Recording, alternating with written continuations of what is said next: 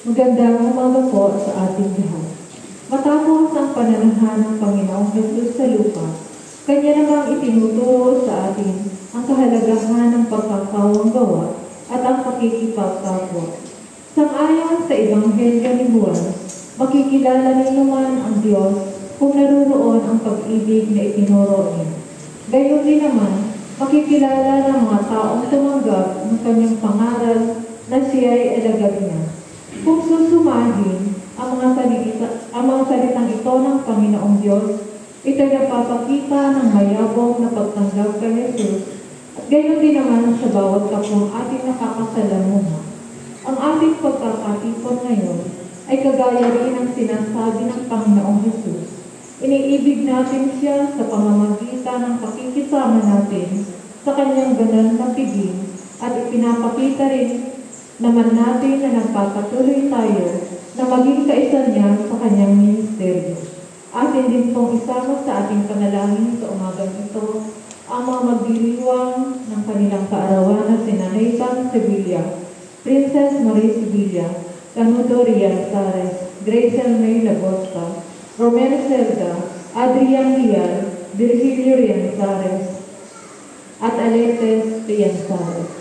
Magsitayo po ang lahat at ating awitin ang pagbungad ng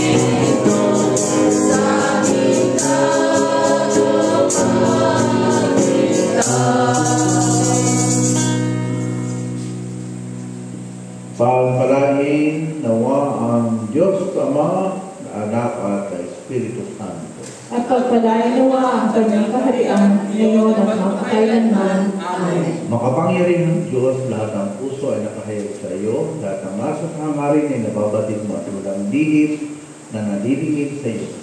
Lidisin mo po ang aming mga puso sa pamagitan ng Espiritu Santo upang maging marapat kami pumuri sa iyong banal na pangalan sa pamamagitan ng Jesucristo na aming Panginoon. Amen. Pakinggan ninyo ang sinasabi ng ating Panginoong Jesucristo.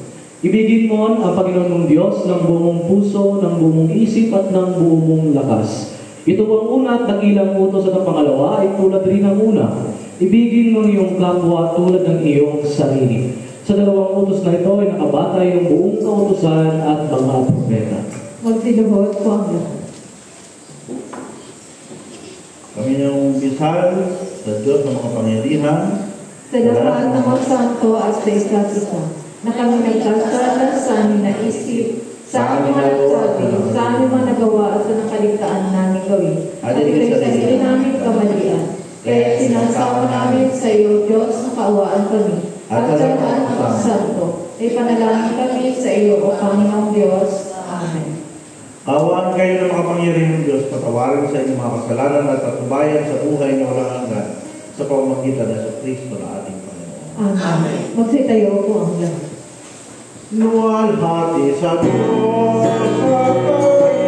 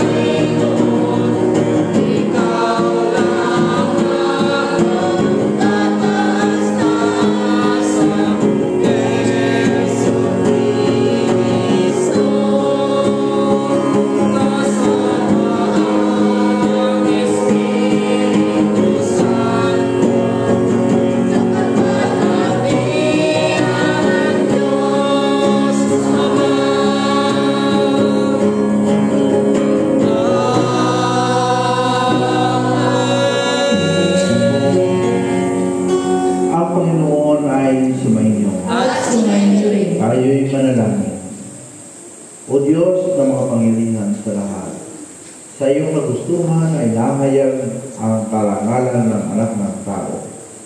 Naway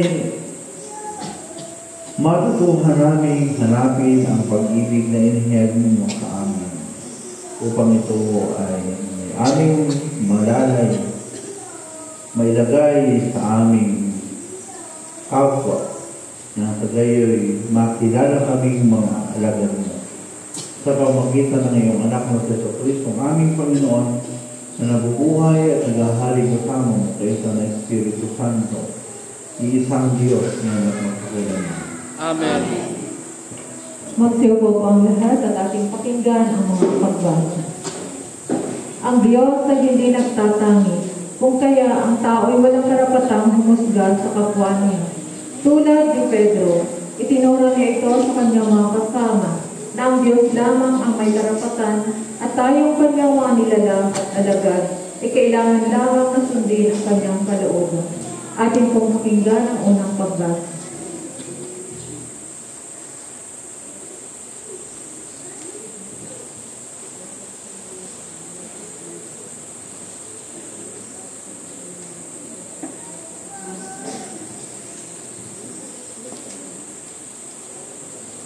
Basa mula sa mga gawa ng mga apostol. Nabalitaan ng mga apostol at ng mga kapatid sa buong Judea na may mga hintil na tumatanggap na rin ng salita ng Diyos. Kaya nang si Pedro ay pumunta sa Jerusalem, tinamigsa siya ng mga kapatid na masugid sa pagsunod sa kautusan. Bakit ka pumasok sa bahay ng mga hintil at nakisalo pa sa kanila? Tanong nila. Kaya isinaysay sa kanila ni Pedro ang buong pangyayari. Ako'y nasa lungsod ng Joppa at nananalangin na magkaroon ako ng isang pangitain. Mula sa langit ay ibinaba sa kinaroroonan ko ang isang tila malaking kumot na nakabitin sa apat ng sulok. Pinagmasdan ko itong mabuti at nakita ko roon ang iba't ibang uri ng mga hayop. Lumalakad at gumagapang sa lupa, mababangis at mga lumilipad. Pagkatapos ay narinig ko ang isang tinig na nag-utos. Pedro, tumayo ka. Magkatay ka at kumain. Subalit sumagot ako. Hindi ko magagawa iyan, Panginoon.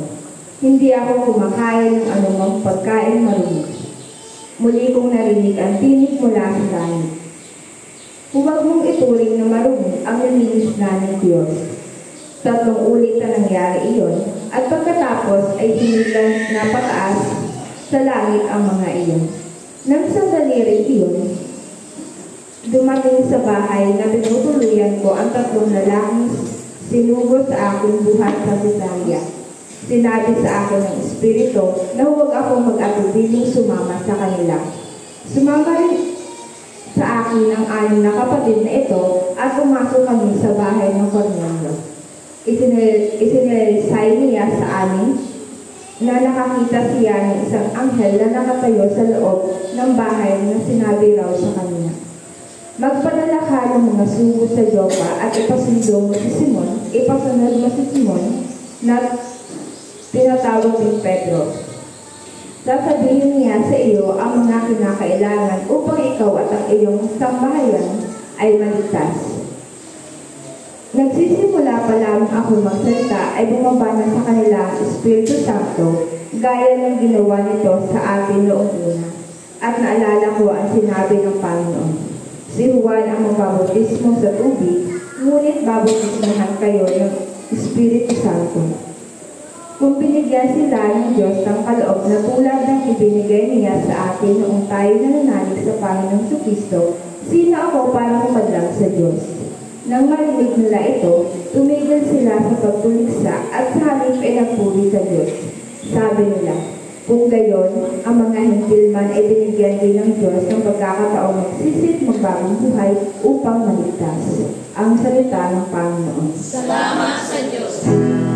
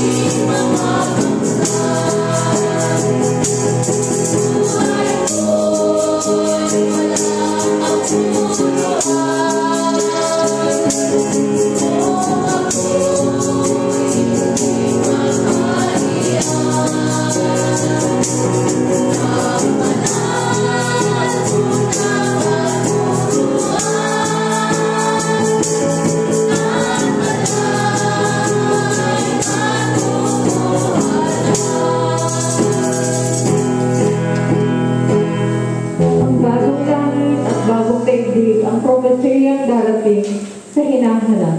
Ito ang rorok ng tagumpay sa kabila ng maraming pag-uusig. Ito ang gantimpala sa mga taong nakasunod sa Diyos, tulad ng mga unang Kristiyano at mga santo na kasama ng Panginoon sa langit. Atin pong pakinggan ang ikalawang pagbasa.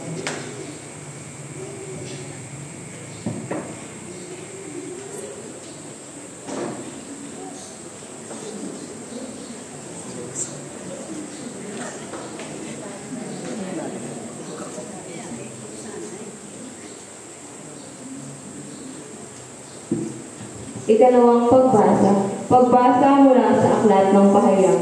Pagkatapos nito, nakita ko ang isang bagong langit at isang bagong daigdig. Wala nang dating langit at daigdig, wala na rin ang dagat. At nakita ko ang banal na lungsod, ang bagong Jerusalem na bumababa mula sa langit, buhat sa Diyos. Gaya ng isang babaeng ikakasal, maganda ang bihis at handa siya sa pagsalubong ng lalaking kanyang mapapangasawa. Narinig ko ang isang malakas na tinig mula sa trono. Tingnan ninyo, ang tahanan ng Diyos ay nasa piling na ng mga tao. Maninirahan siyang kasama nila at sila ay magiging bayan niya. Magkakapiling nilang palagi ang Diyos at siya ay magiging Diyos nila. Papahirin niya ang bawat luha sa kanyang mga mata, wala ng kamatayan, dalamhati, pagtangis at paghihirap, sapagkat lumipas na ang dating mga bagay. Pagkatapos ay sinabi na nakaupo sa trono, pagmasdan ninyo, binabago ko na ang lahat ng bagay, at sinabi niya sa akin, isulat mo, maasahan na totoo ang mga salitang ito. Sinabi pa rin niya sa akin, naganap na, ako ang Alpha at ang Omega, ang simula at ang wakas. Ang sino mang nauuhaw ay bibigyan ng tubig na walang bayad mula sa bukal na nagbibigay ng buhay. Ang salita ng Panginoon. Salamat sa Diyos.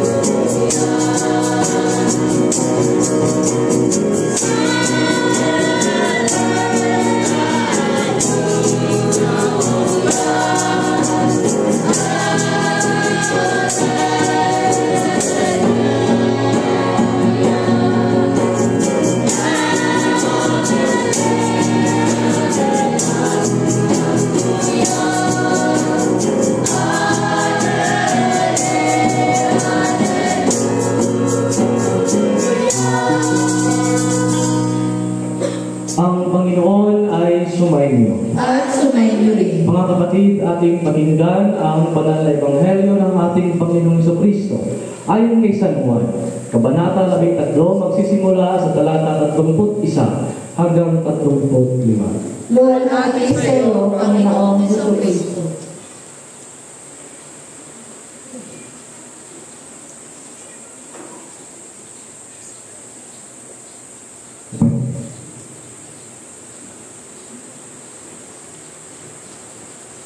Pagkaalis ni Judas ay sinabi ni Jesus, "Ngayoy mahahayag na ang karangalan ng anak ng tao, at mahahayag din ang karangalan ng Diyos sa pamamagitan niya. At kung mahayag na ang karangalan ng Diyos, ang Diyos naman ang maghahayag ng karangalan ng anak, at gagawin niya ito agad. Mga anak, kaunting panahon na lamang ninyo akong makakasama. Hahanapin ninyo ako. Ngunit sinasabi ko sa inyo ngayon ang sinasabi ko sa mga Hudyo, hindi kayo makakapunta sa paroroonan ko. Isang bagong utos ang ibinibigay ko sa inyo. Mag-ibigan kayo. Kung paanong inibig ko kayo, gayon din naman mag-ibigan kayo. Kung kayo'y mag-iibigan, makikilala ng lahat na kayo'y aking mga alagad. Mga kapatid, ang banal na ebanghelyo ng Panginoon. Patuloy sa iyo, Panginoong Jesucristo.